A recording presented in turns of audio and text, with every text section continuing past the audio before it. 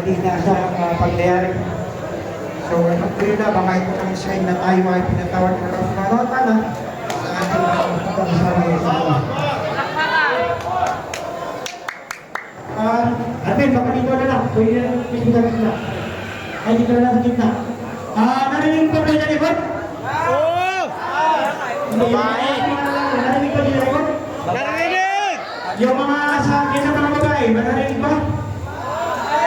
So inshallah ta'ala, ituin natin yung mga kanya natin. Ituin natin yung ating mga intention. Inshallah ta'ala, baka ito yung mga